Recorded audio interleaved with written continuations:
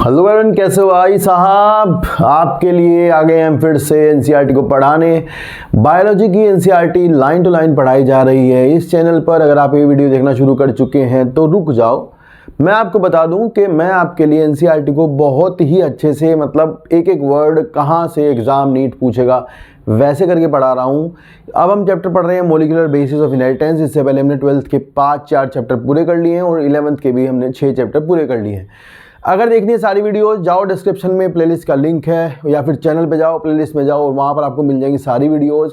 और मैं एक बात बता दूँ आपको गारंटी से कि नीट अगर निकालना है तो इसे देख लो, और आपका काम ना बन गया तो मेरा नाम बदल देना। कमेंट पे आके जो जी चाहे बोलना, जो भी चाहे, खुला कमेंट है, जो भी बोलना, जो भी कहना, पर बस एक बार पूरी वीडियो को देखो ध्यान से और ये देखो कि आपको बताया कैसे जा रहा है, क्या बताया जा रहा है, क्या आपको चाहिए, क्या एग्ज़ाम्स में वो आपको पढ़ाया जा रहा है। तो बस देखते रहना वीडियोज़ को और सब्सक्राइब करके जाना अगर देखना शुरू कर चुके हो तो। देखो भाई, हम पढ़ेंगे नेक्स्ट टॉपिक।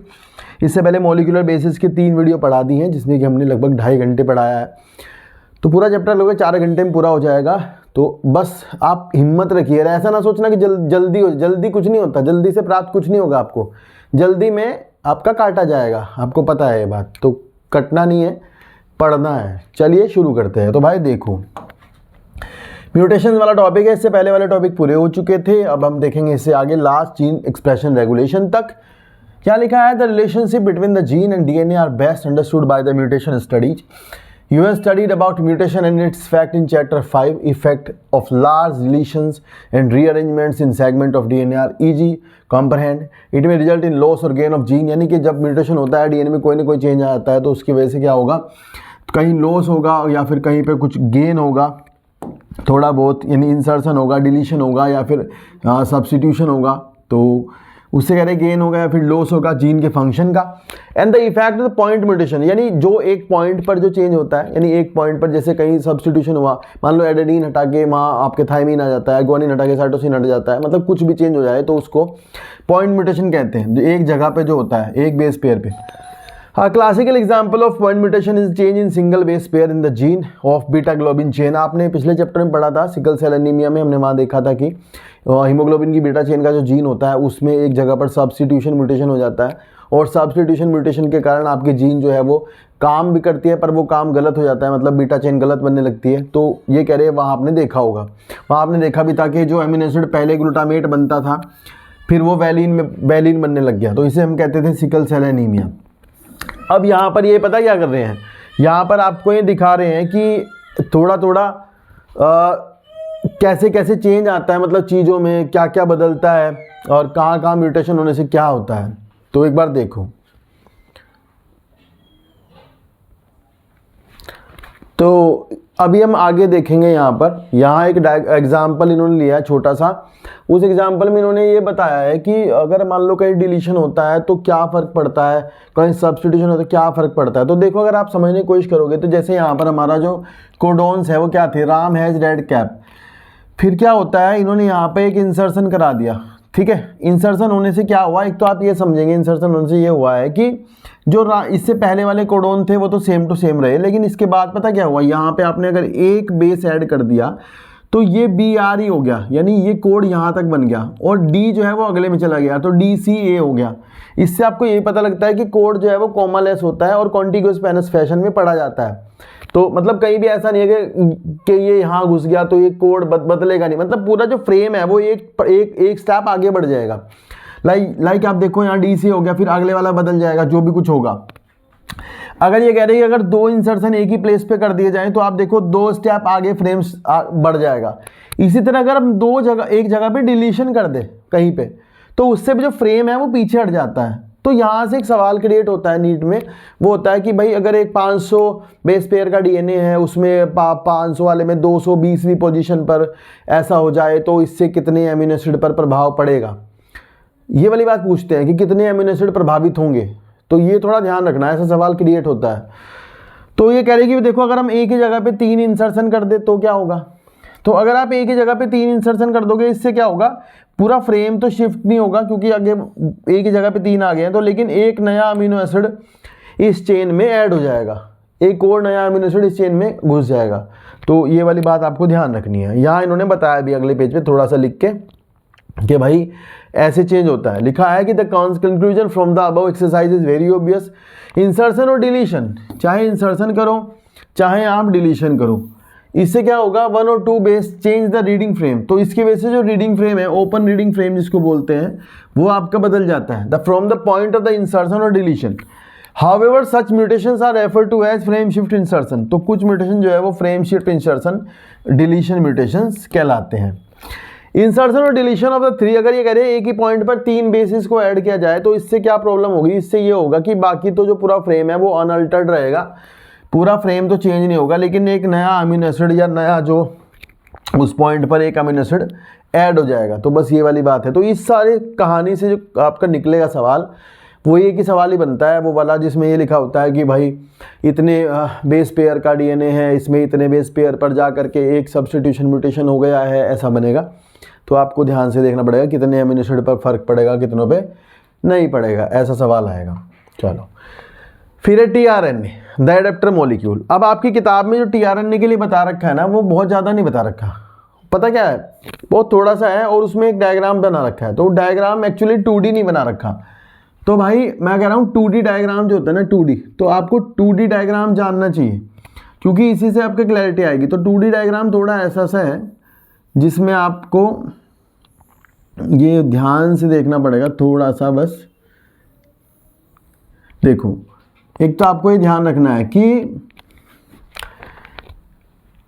इसमें आपको 4 आर्म दिख रही होंगी, ठीक है। तो ये वाली जो आर्म है, यहाँ पर कुछ अनयूजुअल न्यूक्लियोटाइड होते हैं, सूडोयूरिडीन वगैरह, तो इसे कहते हैं टी लूप यहाँ पे, ठीक है।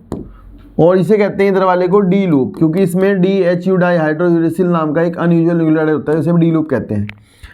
ये है इसका 3', ये है इसका 5'। ध्यान रखना हमेशा 3' पर लास्ट में CCA नाम का जो आपका न्यूक्लियोटाइड सीक्वेंस है वो होगा, ये इंपॉर्टेंट बात है। ये वाली आर्म जो है इसकी, इसे कहते हैं अमीनो एसिड आर्म, यानी कि ये अमीनो एसिड को पकड़ेगी, क्योंकि टीआरएनए का काम है एक तरफ तो अमीनो एसिड को होल्ड करना और दूसरी तरफ रीड करना किसको, mRNA को। तो यह आपका यहाँ पर है अमीनो एसिड आर्म और इस पर आपका 3' पर यहाँ पर CCA और यहाँ पर ये जोड़ता है अमीनो एसिड को इसके पास, ये भी ध्यान रखना। तो कई किताबों में 5' पे भी जोड़, मतलब कई किताबों में जो है वो इसके जुड़ने में थोड़ा थोड़ा चीज़ें समझाई गई हैं। जैसे कि शुगर जो है वो जब यहाँ जुड़ेगी तो वो कौन सी जगह जुड़ेगी, तो कुछ जगह पर वो 3' जो शुगर यहाँ पर OH होगा वो जोड़ लेगा, तो कुछ जगह पर होता है कि 2' OH भी जोड़ लेता है। तो ये थोड़ी एक्स्ट्रा एज की बातें हैं, ये जानना नहीं आपको बस ध्यान रखना है कि 3' भी 3' पे अटैच होता है। फिर यहाँ पर आप देखोगे ये अमीनो एसिड आर्म है, ये यहाँ पर अमीनो एसिड जुड़ता है। फिर यहाँ डी लूप है, ये मैं बता दूँ यहाँ पर आपका एंजाइम जुड़ेगा, उसका नाम है अमीनो असाइल टीआरएनए सिंथेटेज, वो जुड़ता है, ये ध्यान रखना, ठीक है। यहाँ ये राइबोसोम बाइंडिंग आर्म, यहाँ जुड़ेगा राइबोसोम, ये पूछ ले कोई अगर तो बता दियो भाई, ठीक है। और ये है आपका एंटीकोडोन आर्म और एंटीकोडोन लूप। यहाँ पे आप देखोगे एक चीज़ कि अगर यहाँ पर mRNA है और ये mRNA है 5 to 3, तो यहाँ पर मान लो पहला कोडोन है AUG, तो इसके नाम आएगा UAC, तो यानी कोडोन और नोडोक उल्टा। तो ये होता है 3 to 5 और ये होता है 5 to 3। तो ऐसे भी सवाल पूछते हैं कि mRNA में ये कोडोन है तो tRNA में क्या एंटी कोडोन होगा, तो उसकी पोलैरिटी ध्यान रखनी होती है। tRNA में जो जब भी पूछेंगे तो 3 to 5 होगा, टीआरएनए में जब भी कोई कहेगा तो वो 3 to 5 होगा और mRNA होता है 5 to 3, ये वाली बात ध्यान रखनी होगी। तो बस इतना ही थोड़ा सा है, ज़्यादा जानना नहीं है। अब आप किताब में देखो क्या लिखा है। लिखा है from the very beginning of the proposition of the code it was clear to Francis Crick. ये कह रहे हैं कि भाई फ्रांसिस क्रिक को, पहले तो इसका नाम याद रखना, फ्रांसिस क्रिक को ये बहुत शुरू से पता था कि कुछ ना कुछ ऐसा सिस्टम होगा जो कोड को रीड करता होगा। There has to be mechanism to read the code and also to link it to the amino acid because amino acid have no structural specialties to the read the code unequally, तो uniquely. तो ये कह रहे कि भाई amino acid direct तो कुछ code पढ़ नहीं सकते थे, तो बीच में कोई ना कोई कनेक्शन स्थापित करना था, तो वो कनेक्शन स्थापित होता है टीआरएनए से, ठीक है। तो ये कह रहे कि ही पोस्टुलेटेड ये तो यानी फ्रांसिस क्रिक का ही नाम है। ये वाली बात आपको ध्यान रखनी होगी कि Francis Crick postulated the presence of an adapter molecule that would one hand, ये यहाँ से सवाल आएगा नीट में, ये मार्क करो कि एक तरफ यानी वन हैंड यानी एक हैंड पे वो रीड करता है कोड को और दूसरी तरफ वो बाइंड करता है स्पेसिफिक एमिनो एसिड से। ये ध्यान रखना आपको, एक तरफ तो कोड को दूसरी तरफ एमिनो एसिड से, ठीक है। And the tRNA then called the sRNA, तो टीआरएनए है उसे हम कहते हैं सोल्यूबल आरएनए। ये सवाल आपका पूछा जाएगा।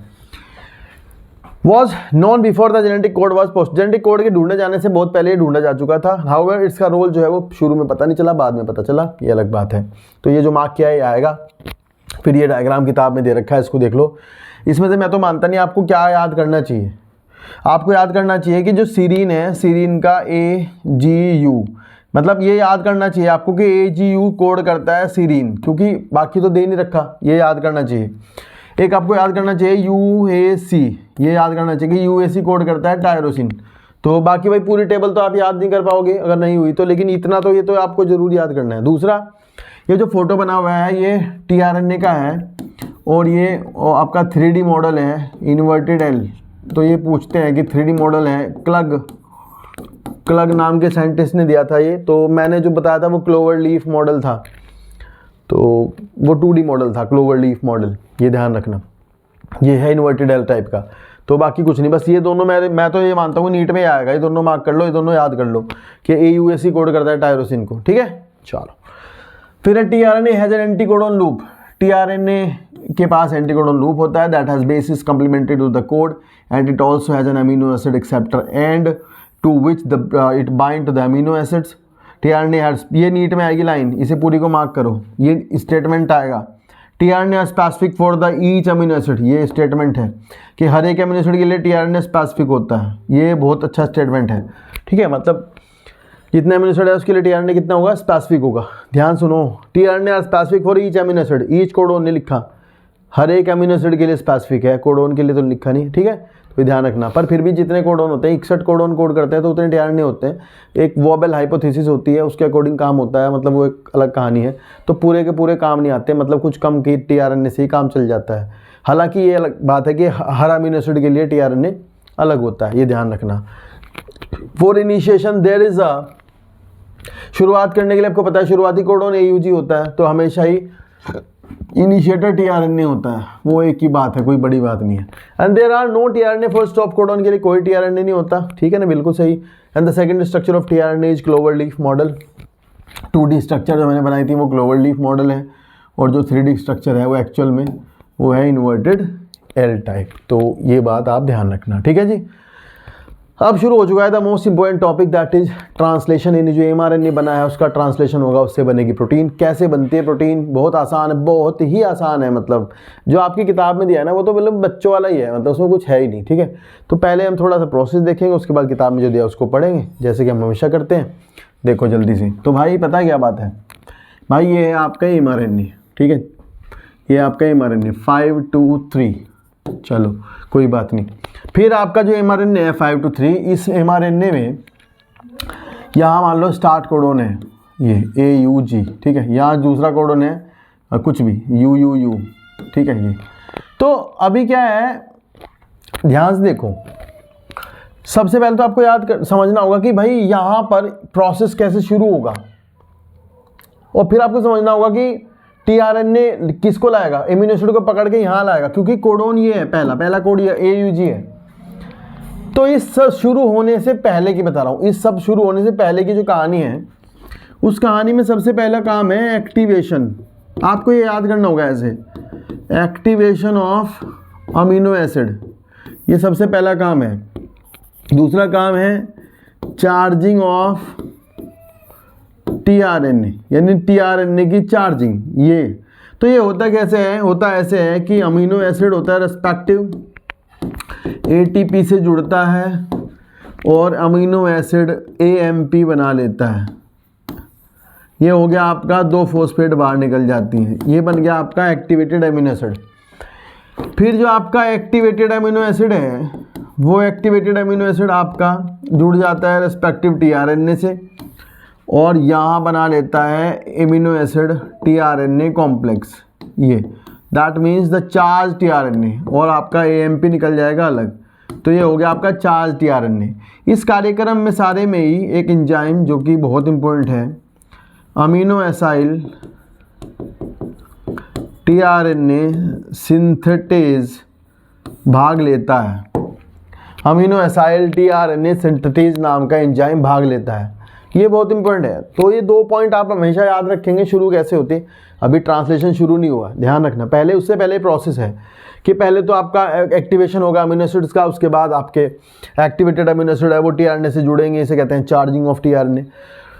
देन आफ्टर, इसके बाद जब प्रोसेस शुरू होगा, तो प्रोसेस शुरू कैसे होता है कि सबसे पहले आपकी जो स्मॉल सब यूनिट होती है राइबोसोम की, that is in bacteria case में है वो 30S।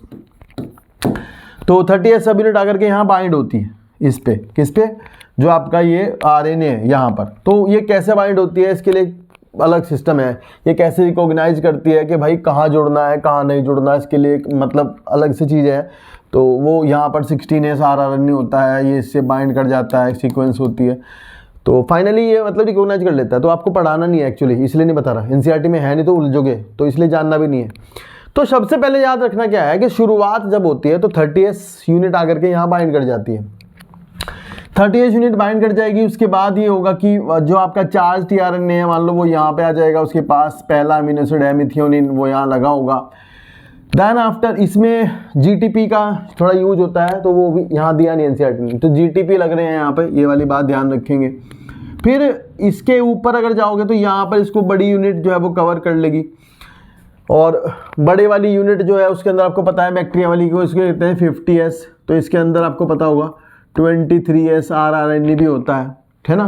23S आरएनए यहाँ पर एक राइबोजाइम है जो कि पेप्टाइडल ट्रांसफरेज की तरह काम करता है, यानी जो पेप्टाइड बॉन्ड है उसको बनवाने का काम करेगा। ये वाली बात ध्यान रखनी है आपको। तो यहाँ पर 2 एक्चुअली हाइपोथेटिकल साइट्स है, एक साइट है पी साइट, दूसरी साइट है ए साइट। पहली साइट पेप्टाइडल साइट कहलाती है, this one is called as peptidyl site, and another one is called as aminoacyl site, ये अमीनो एसाइल साइट कहलाती है। ठीक है, तो अभी क्या है, फिर दूसरा टीआरएनए यहाँ पे आएगा, ये यहाँ जुड़ेगा, इसके पास फिनाइल एलेनिन होगा, मतलब दूसरा अमीनो एसिड होगा। तो they are in close proximity, दोनों आसपास हैं, और ये आसपास होना ही इनके बीच में पेप्टाइड बॉन्ड बनवाने को मदद करता है। दूसरा यहाँ पर जो एंजाइम है राइबोजाइम है, वो इस पेप्टाइड बॉन्ड फॉर्मेशन को मदद करेगा इनके बीच में। ये वाली बात आप ध्यान रखोगे, थोड़ा इंपॉर्टेंट है ये भी।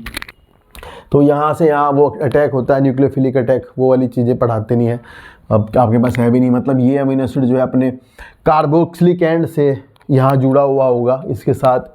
ये ध्यान रखना कि जो अमीनो एसिड है वो टीआरएनए से अपने कार्बोक्सिलिक एंड से जुड़े होते हैं। और फिर क्या होगा कि इसका NH2N इसका जो अमीनो ग्रुप है वो यहाँ पर अटैक करेगा, यहाँ पर कार्बोक्सिलिक एंड से बॉन्ड बनेगा, and the bond formation help by the ribozyme, वो उसे हेल्प करता है। और फिर यहाँ पर जो बॉन्ड बन जाएगा that is peptide bond between the 2 amino acids. तो पी और ए साइड पर जो है उनके बीच में पेप्टाइड बॉन्ड बन जाएगा। फिर होगा ये कि जो आपका ये अमीनो एसिड है सेकंड वाला, my God just a second, ये अमीनो एसिड यहाँ से टूट के यहाँ चला जाएगा इसके पास। तो यानी कि आपका ये होगा कि ये यहाँ से फ्री हो जाएगा, ऐसे ये टीआरएनए रह गया बेचारा, ये हट गया, यहाँ चला गया। तो ये बन गया आपका, ये वाला टीआरएनए बन गया डाईपेप्टाइडल टीआरएनए। ये क्या बन गया, डाईपेप्टाइडल टीआरएनए बन गया। ये वाली बात आप ध्यान रखेंगे, थोड़ी इंपॉर्टेंट है कि डाईपेप्टाइडल टीआरएनए बन गया। फिर अभी होगा क्या कि राइबोसोम ना एक स्टेप आगे बढ़ेगा। मान लो राइबोसोम जो है एक कोडोन बढ़ता है, ध्यान रखना, मतलब अब राइबोसोम एक कोड आगे बढ़ेगा थोड़ा सा, तो उसमें जीटीपी लगते हैं। फिर क्या होगा, जो ये जो है डाईपेप्टाइडल टीआरएनए ये पी साइड पे आ जाएगा यहाँ पे। जब ये यहाँ जाएगा उठ के, मान लो ये यहाँ पहुँच गया, एक सेकेंड ना, अभी दिखाते हैं। मान लो ये राइबोसोम आपका यहाँ आ गया ऐसे, तो इसमें दिखेगा भी आपको। तो ये वाली साइड खाली हो जाएगी, ए साइड फिर से, और ये पी बन जाएगी, और ये ई साइड से बाहर भाग जाएगा जो बचा हुआ टीआरएनए आपका। तो यहाँ पे खाली हो जाएगा, तो फिर यहाँ नया टीआरएनए आएगा यहाँ पे। तो ये फिर यहाँ से यहाँ बॉन्ड बनेगा इनके बीच में, फिर ये टूट के दोनों उस पर चले जाएंगे।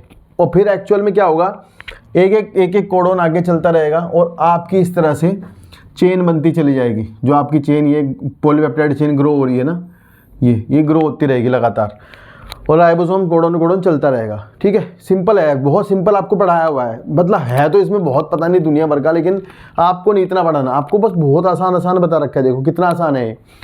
फिर यहाँ लास्ट में मान लो आपका स्टॉप कोडोन आ जाता है ये, ठीक है, मान लो यहाँ स्टॉप कोडोन आ गया।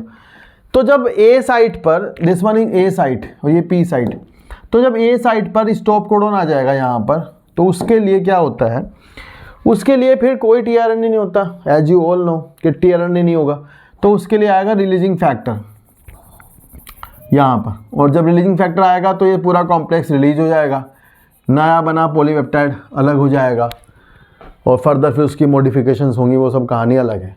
ठीक है, एक तो ये इतनी बात है। दूसरी बात है कि इसके पहले अपस्ट्रीम पर, शुरुआत से पहले और इसके बाद स्टॉप कोडोन के बाद, स्टॉप कोड और इनिशिएशन कोडोन से पहले सीक्वेंस होते हैं, उन्हें कहते हैं लीडर। यहाँ पर इधर लीडर होते हैं, इधर स्टॉप कोडोन के बाद होते हैं ट्रेलर। तो लीडर और ट्रेलर जो होते हैं वो आपके एफिशिएंट ट्रांसलेशन प्रोसेस में मदद करते हैं, ऐसा एनसीईआरटी ने लिखा है क्या शाइन-डेलगर्नो सीक्वेंस है, क्या क्या है, बहुत सारे सीक्वेंस हैं, उनके बारे में जानना नहीं है आपको, तो आप बस जान रखेंगे अपस्ट्रीम और डाउनस्ट्रीम पर कुछ सीक्वेंसेस होते हैं, and they help in efficient translation process, बस इतना ही जाने। ठीक है, ये भी अगर जान गए तो बहुत बड़ी बात होगी। तो एक बार आप इस थ्योरी को देखें जो कि आपके समझ में आएगा अब क्या है।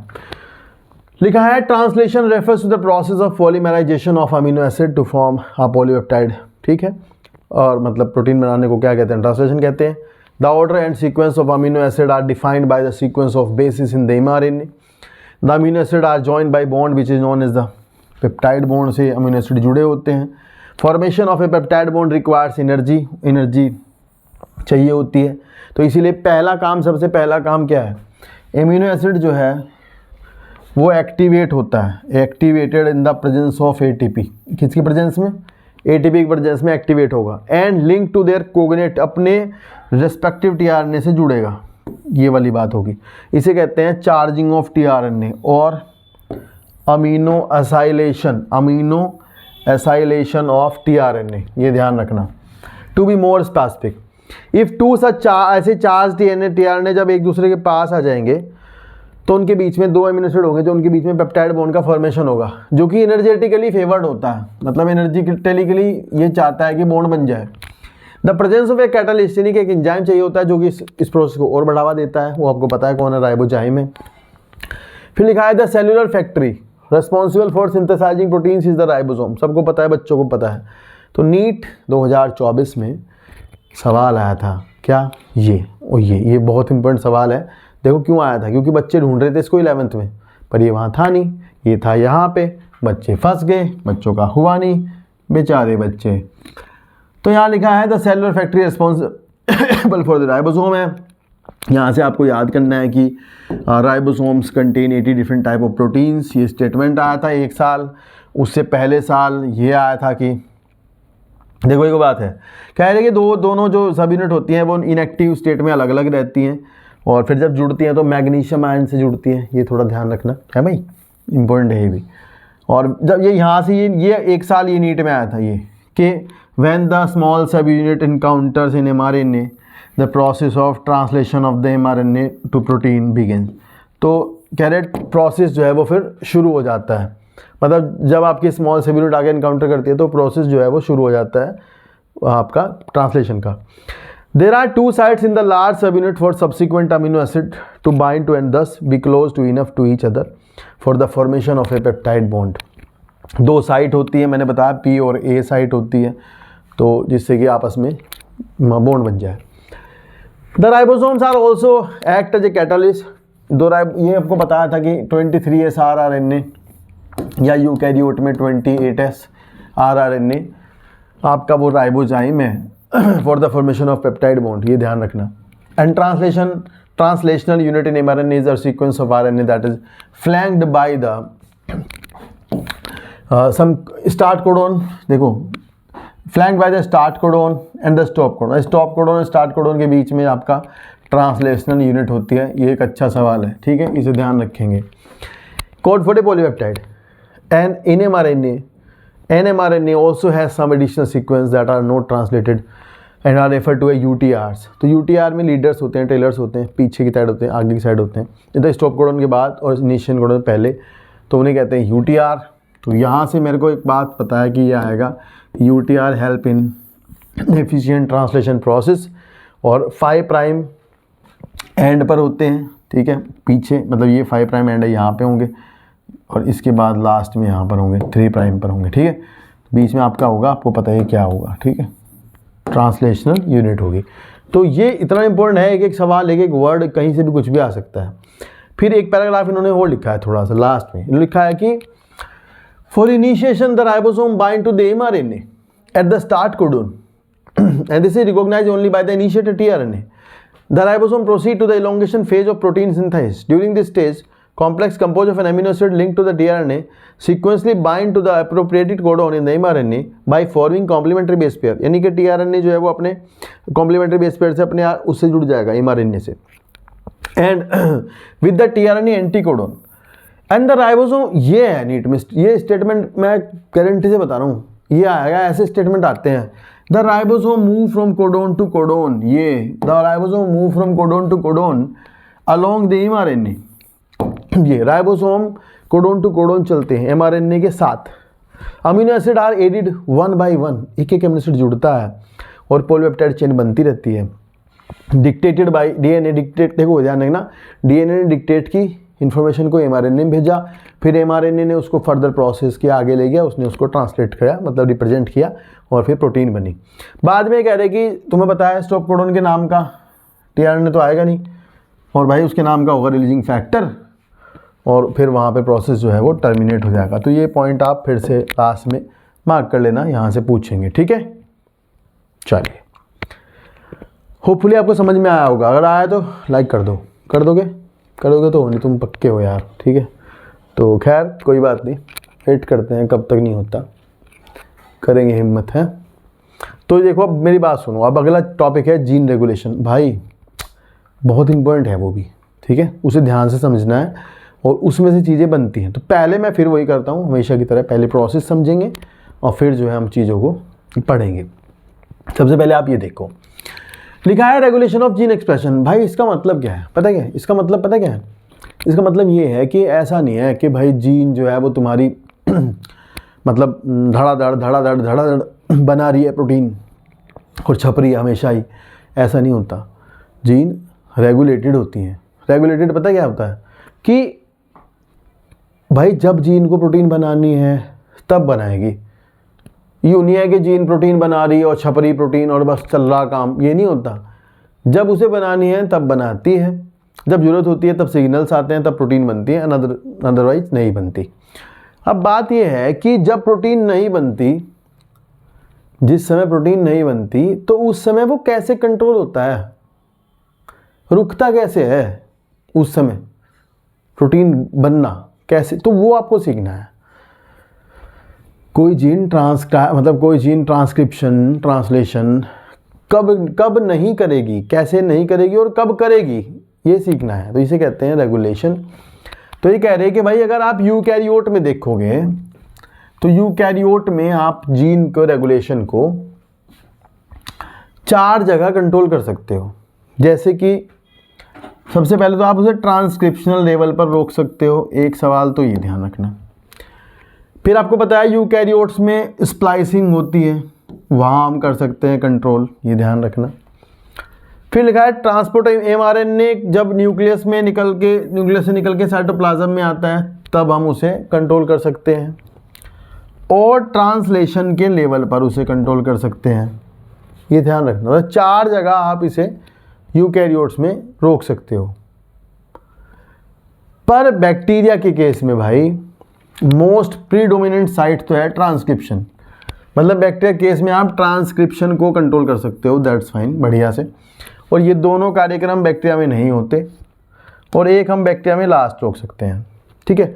तो बहुत सारी एंटीबायोटिक्स वगैरह होती हैं, जो दवाइयाँ होती हैं, वे ट्रांसलेशन को ही कंट्रोल करती हैं, ये ध्यान रखना, ठीक है। तो ये काफ़ी इंपॉर्टेंट बात है और ये आता भी है पेपर में। अब यहाँ शुरू होता है एक एग्जाम्पल जिसमें हम लैकोपेरोन को पढ़ेंगे। तो उससे पहले मैं आपको ये समझाऊंगा, फिर हम इसको वापस आके पढ़ेंगे, ठीक है। तो समझना बहुत ज़रूरी है, क्योंकि पूरा प्रोसेस समझ जाओगे तो फिर बात ही बन जाएगी। तो ये 2 छोटे से डायग्राम आपकी किताब में दिए हुए हैं, बहुत ज़्यादा तो ये है नहीं, तो बहुत छोटे से डायग्राम दिए हुए हैं किताब में, इनमें से ही चीज़ें क्रिएट होंगी, कैसे होता है क्या होता है।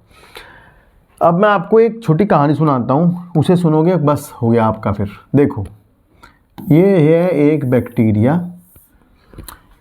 देखो हम बहुत लंबा भी समझ सकते हैं टाइम लेके, पर इतनी ज़रूरत नहीं है, पेपर है ना आपका, और मैं बताऊंगा ये आएगा वो आएगा ऐसे आएगा वहाँ से आएगा, और समझा भी तो रहा हूँ ना भाई, इतना ही समझ लो भाई, बहुत है ये तुम्हें तो कुछ समझ ही नहीं आता ना, उससे बेहतर है कि इतना आ जाए। ये देखो कितना अच्छा है। ये एक बैक्टीरिया है भाई, ये ग्लूकोज खाता है आराम से, इसका फेवरेट है ग्लूकोज। पहली बात तो ये फेवरेट है ग्लूकोज। दूसरी बात, इसे मिल गया लैक्टोज, इसे मिल गया लैक्टोज। तो अब आप समझो, लैक्टोज को तोड़ने के लिए बीटा गैलेक्टोसाइडेज चाहिए, बीटा गैलेक्टोसाइडेज एंजाइम चाहिए। किसको करने के लिए? लैक्टोज को तोड़ने के लिए। और बीटा गैलेक्टोसाइडेज एक एंजाइम है, और एंजाइम प्रोटीन है, तो इसकी कोई जीन होगी।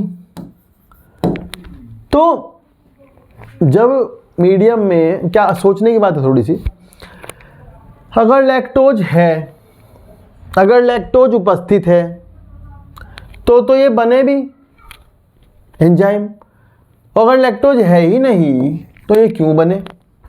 जरूरत नहीं है। तो ये सिंपल बात होगी समझने की कि जब लैक्टोज होगा तब ये जीन एक्टिव होगी, ट्रांसक्रिप्शन करना चाहिए इसको, और जब लैक्टोज नहीं होगा तो ये इनएक्टिव होनी चाहिए, यानी स्विच ऑन और स्विच ऑफ। ये आपको समझ आ गया होगा, है ना।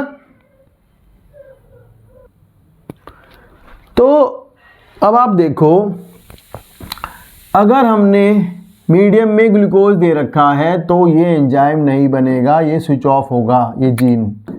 आपने मीडियम में लैक्टोज डाल दिया, ये जीन काम करेगा, क्योंकि भाई इसको तोड़ना है इसको।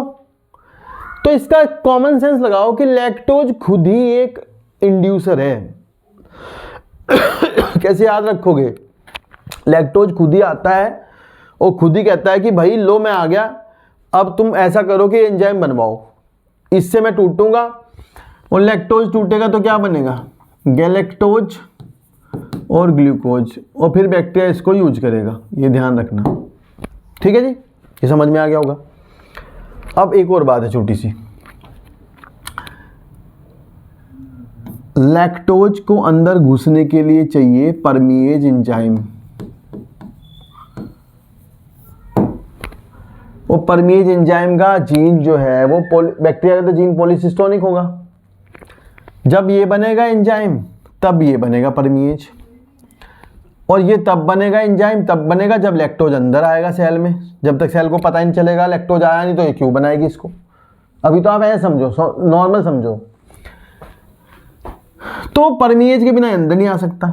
तो एक बात है छोटी सी कि ना, ये एंजाइम, दोनों ही एंजाइम ये नॉर्मली भी बनते हैं, मतलब ये बिना लैक्टोज के भी बनते रहते हैं। कभी कभी चेक करते हैं कि लैक्टोज आ तो नहीं गया, समझ आई ना। ऐसा नहीं होता कि बिल्कुल ही लैक्टोज नहीं है तो ये बिल्कुल बंद रहेगा, नहीं, ये कभी कभी बना लेगा बीच बीच में एंजाइम, समझ आई। तो इतना बात तो आपकी समझ में आ गई होगी, ये बेसिक सी बात है। इसके बाद प्रोसेस देखेंगे कि मसला क्या है। तो पहले पहला पैराग्राफ पढ़ देता हूँ, उसके बाद आऊँगा इस पे मेनली, ठीक है। तो पहले हम यहाँ से पढ़ते हैं। यहाँ लिखा है कि the gene in a cell are expressed to perform a particular function or a set of function. For example, if an enzyme called the beta-galactosidase is synthesized by E. coli, it is used to catalyze the hydrolysis of a disaccharide. Disaccharide क्या है? Lactose को तोड़ता है और galactose और glucose बनाता है। The bacteria use them as a source of energy. Hence, if the bacteria do not have lactose around, अगर लैक्टोज नहीं होगा, मान लो लैक्टोज नहीं है, तो भी फिर एनर्जी सोर्स की तरह they would know longer require the enzyme, तो उन्हें एंजाइम चाहिए ही नहीं। फिर क्या करेंगे एंजाइम का?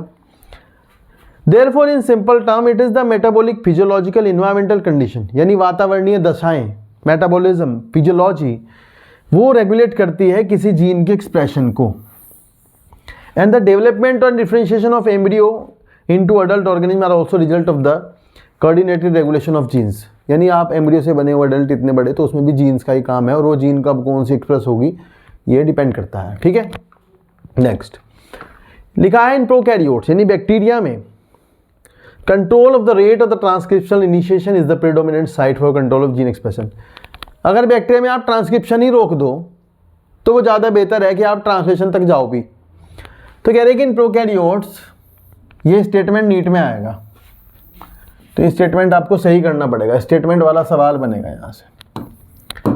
क्या लिखा है कि in transcription unit the activity of RNA polymerase at a given promoter is turn regulated by interaction with in necessary proteins, यानी बहुत सारी प्रोटीन्स होती हैं वो इस काम में शुरुआत कराती हैं, रुकवाती हैं, जो भी which affect is ability to recognise start site. These regulatory proteins are act both as, अगर चलवाती हैं तो उसे पॉजिटिवली एक्टिवेटर्स कहलाते हैं, रुकवाते हैं तो उसे रिप्रेसर्स कहते हैं, ये ध्यान रखना। The accessibility of promoter regions of prokaryotic DNA is in many cases regulated by the interactions of proteins with sequence termed as operator। यानी ये जो प्रोटीन्स हैं ये कहाँ जुड़ती हैं डीएनए में, तो ये ऑपरेटर्स पर लगती हैं। Operator is a sequence that is next to promoter, promoter से नेक्स्ट होती है, वहाँ पर ये बाइंड करते हैं, उसकी वजह से एक्टिवेट करना हो तो एक्टिवेटर होते हैं, तो पॉजिटिव काम करते हैं, रुकवाना होता है तो वहाँ रिप्रेसर्स आगे बाइंड होते हैं, तो वो रिप्रेस करते हैं, रोकते हैं प्रोसेस को, जीन एक्सप्रेशन को। The operator region is adjacent to the promoter element in most operons. In most cases, the sequence of the operator bind in repressor protein. ज़्यादातर केसेस में ऑपरेटर पर आकर जुड़ता है एक रिप्रेसर प्रोटीन। तो पहली बात तो ये सवाल है कि रिप्रेसर क्या है। रिप्रेसर एक प्रोटीन है जो आपको आगे पढ़ाऊंगा कैसे बनेगा। And each operon has its specific operator and specific repressor. हर एक ओपेरॉन का अपना एक विशिष्ट प्रकार का ऑपरेटर होता है और अपना एक विशिष्ट प्रकार का रिप्रेसर होता है जो उस पर आके जुड़ता है। तो अभी हम जो है लैक ऑपरेटर और लैक रिप्रेसर का एग्जाम्पल पढ़ेंगे जो कि लैक ऑपेरॉन में है। लैक ऑपेरॉन का एग्जाम्पल आप इस डायग्राम से देखें, यहाँ पे इस डायग्राम को समझें, तब आपका मामला बन जाएगा। देखो बहुत जल्दी से इस एग्जाम्पल को देख लो, बहुत इंपॉर्टेंट है, इससे एक सवाल फंसता है कहीं ना कहीं, कुछ ना कुछ फंसेगा। देखो ये है एक प्रमोटर, ये है जीन आई, रेगुलेटरी जीन है, ठीक है, तो जीन आई इसका मतलब इंड्यूसर नहीं है, इनहिबिटर है, रेगुलेटरी जीन है। इसके नेक्स्ट प्रमोटर है, next to promoter is operator site, और फिर ये स्ट्रक्चरल जीन।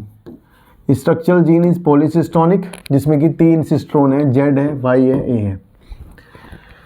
होता क्या है, जब लैक्टोज एब्सेंट है, ग्लूकोज प्रेजेंट है मीडियम में, जब लैक्टोज एब्सेंट है मीडियम में और ग्लूकोज प्रेजेंट है मीडियम में, तब उस समय पर ये जो जीन आई है इसका एक्सप्रेशन हो रहा है, इसका एमआरएनए बन रहा है, इस एमआरएनए से फर्दर एक प्रोटीन बन रही है जिसे हम कहते हैं रिप्रेसर प्रोटीन। ये रिप्रेसर प्रोटीन जाती है और ऑपरेटर से बाइंड कर जाती है। आप देख भी रहे होंगे ये ऑरेंज वाली जाके यहाँ बाइंड कर गई यहाँ पे, ठीक है। जब इस पे बाइंड कर गई तो होगा क्या, होगा ये कि यहाँ पर आपका एक लगता है आरएनए पॉलीमरेज प्रमोटर पर, आपको पता है, और आरएनए पॉलीमरेज फिर आपका आगे नहीं चल पाएगा क्योंकि ये ब्लॉक हो गया रास्ता, तो इसका ट्रांसक्रिप्शन नहीं होने का, no transcription.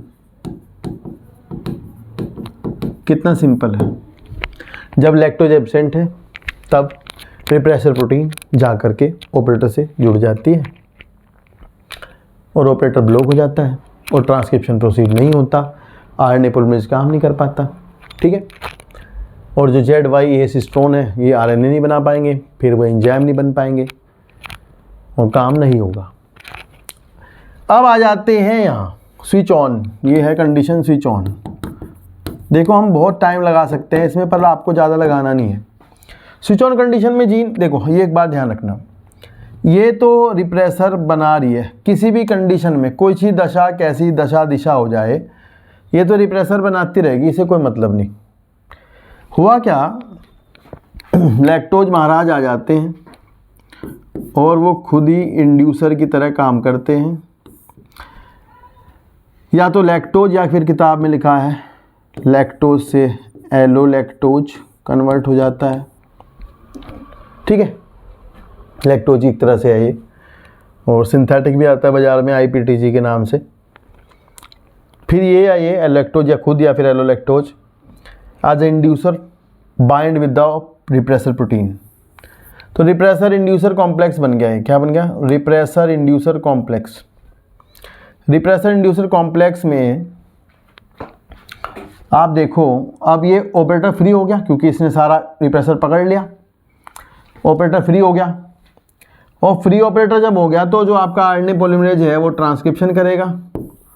Transcription start, mRNA बन गया, ये बन गया, इससे प्रोटीन बनेगी, Z से बनेगा बीटा गैलेक्टोसाइडेज, Y से बनेगा परमेज जो कि एंट्री कराएगा, A से बनेगा ट्रांस एसिटाइलेज जो कि टॉक्सिक मिस मेटाबॉलिज्म के प्रोडक्ट है उन्हें हटाता है। और अब हो गया स्विच ऑन। कॉमन सेंस है, जब तक लैक्टोज रहेगा, जब तक इसकी सांसें चलेंगी तब तक मतलब इसके पैर चलेंगे, ऐसा कुछ है डायलॉग एक पिक्चर का। तो देखो यार कितना अच्छी बात है कि जब तक लैक्टोज है तब तक इसे रोक के रखेगा और ये काम चलता रहेगा, एंजाइम बनते रहेंगे, लैक्टोज का ब्रेकडाउन होता रहेगा, लैक्टोज खत्म होता रहेगा, खत्म हो जाएगा, ऑपरेटर फिर से ये फिर से रिप्रेसर जाके कहाँ होगा, ऑपरेटर से बाइंड हो जाएगा और फिर से ब्लॉक हो जाएगा। अब बात पता क्या है समझने की यार, मैंने अभी बताया था आपको कि ये ना, ये जो ओपेरॉन है इसको ओपेरॉन बोलते हैं, यहाँ से यहाँ तक को, ये ओपेरॉन जो है आपका थोड़ा थोड़ा चलता रहता है कभी कभी, क्योंकि बीच बीच में परमेजेस बनाता रहता है। ठीक है, ये वाली बात आप ध्यान रखोगे बस, बाकी सिंपल है, इससे ज़्यादा कुछ है नहीं। कंसेप्चुअली अगर आप क्लियरिटी रखते हो तो आपका काम हो जाएगा। ठीक है, अब आप इसको पढ़ो। लिखा है, एग्जाम्पल लिया है the lac operon. The elucidation of the lac operon was also result of a close association between a geneticist. यहाँ से आप मार्क करोगे, ओपेरॉन कॉन्सेप्ट किसने दिया था? जैकब एंड मोनोड ने। And they were the first to elucidate a transcriptionally regulated system. In lactoperon, there is a lac refers to lactose, a polycystonic structural gene, आपको पता है, a polycystonic structural gene is regulated by the common promoter and regulatory genes. Such arrangement is very common in bacteria and is referred to as operon. ऐसा arrangement जो है वो बहुत common है bacteria में, इसे हम कहते हैं operon. To name a few such example, कुछ example है TRP और ARA, his operon, val operon, इस तरह से। लेकिन तो ये आपको तो ठीक है, इसमें से कुछ करना नहीं, पर पहले सवाल आते थे कुछ कुछ, वो अब बताऊंगा नहीं मैं। ठीक है, वो आएगा भी नहीं। नेक्स्ट देखो, लिखा है the lac operon consist of one regulatory gene, जिसे हम जीन आई कहते हैं, ये रेगुलेटरी जीन है। And here the term I does not refers to the inducer, it refers to the inhibitor, and there is a structural gene ZYA। The I gene code for the repressor of the lac operon and the Z gene code for the, मैंने बताया beta galactosidase. आपको ये याद करना है कि Z gene क्या code करती है? बीटा गैलेक्टोसाइडेज, जो कि तोड़ता है लैक्टोज को गैलेक्टोज और ग्लूकोज में, ये पहले बता दिया था। और Y जीन कोड करती है परमीएज। तो परमीएज का काम है कि वो इसकी परमिबिलिटी कराता है बीटा गैलेक्टोसाइड्स की। मतलब बीटा गैलेक्टोसाइड्स कौन है? लैक्टोज है। ये बहुत इंपॉर्टेंट है कि लैक्टोज को अंदर घुसाता है सेल के। और A जीन कोड करता है ट्रांस एसिटाइलेज का फंक्शन ने दिया, एक मेटाबॉलिक प्रोडक्ट है उसको रिमूव करने का काम करता है। Hence all the three genes are product lactoperon are required for a metabolism of lactose. In most other operon as well, the gene present in the operon are needed together to function in the same or related metabolic pathway. मतलब bacteria में एक metabolic pathway की सभी gene एक साथ लगी होती है, मोस्ट ऑफ द केसेस में एक ही स्ट्रक्चरल जीन में होती है, क्योंकि पॉलीसिस्टोनिक कंडीशन है, ये वाली बात है। डायग्राम समझ लिया। लिखा है lactose is the substrate for enzyme beta galactosidase, सबको पता है। And in regulate switching on switching off the operon. Hence it is termed as inducer, क्योंकि ये खुद ही स्विच ऑन स्विच ऑफ कराता है तो इसे हम कहते हैं इंड्यूसर भाई साहब। In the absence of preferred carbon source such as glucose. तो ये इतना अच्छा सवाल है, देखो बच्चे ना प्रेफर्ड कार्बन सोर्स लैक्टोज लगा के आते हैं, पर ये क्या है? ग्लूकोज है। And if lactose is provided in the growth medium to the bacteria, the lactose is transported into the cells through the action of permease. फिर ये कह रहे हैं कि थोड़ा बहुत वेरी लो एक्सप्रेशन, ये स्टेटमेंट आ सकता है नीट में, वेरी लो एक्सप्रेशन इसका हमेशा होता रहता है, ये ध्यान रखना है।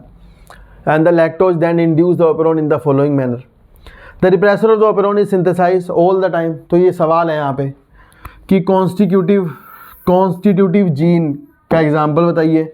मैं लिख के देता हूँ, ये भी बहुत कम लोगों को पता होगा, बहुत कम को पता होगा, लिख के देता हूँ ये बात। यहाँ लिखा है ना, the repressor of the operon synthesise all the time. यहाँ से पूछेंगे एक इनमें से कौन कॉन्स्टिट्यूटिव जीन है। अब कॉन्स्टिट्यूटिव जीन क्या होती हैं, जो हमेशा एक्सप्रेस करते हैं उन्हें कहते हैं कॉन्स्टिट्यूटिव जीन। तो ये बहुत इंपॉर्टेंट बात है। And I gene is a constitutive gene in this operon. The repressor protein bind to the operator region of the operon and prevents RNA polymerase from transcribing the operon. In the presence of an inducer, जब inducer होता है such as lactose और एलोलैक्टोज, तो lactose से एलोलैक्टोज बनता है। इनमें से कोई भी मार्क कर लेना, दोनों ही इंड्यूसर हैं, पूछा जाएगा ये भी सवाल। The repressor is inactivated by the interaction with the inducer. This allow RNA polymerase access to the promoter and transcription proceeds. Essentially, regulation of lac operon can also be visualized in regulation of enzyme synthesis by the substrate. यानी substrate खुद आके अपना enzyme बनवा रहा है, ये कितनी अच्छी बात है।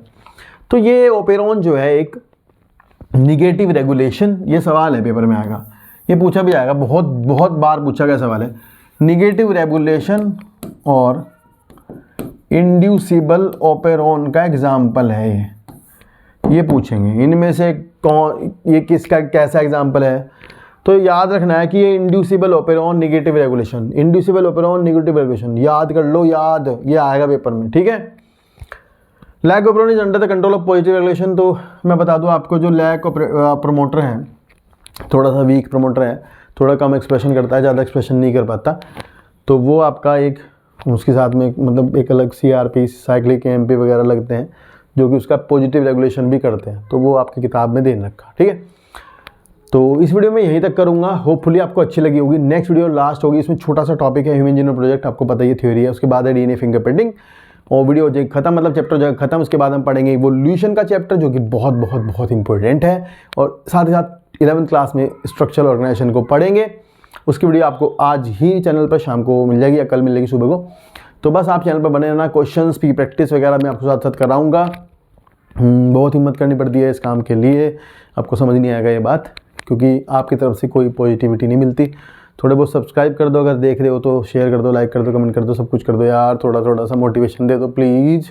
तो बहुत बहुत थैंक यू, अगर पूरी देखी है तो। मिलते हैं नेक्स्ट वीडियो में, टेक केयर, बाय बाय।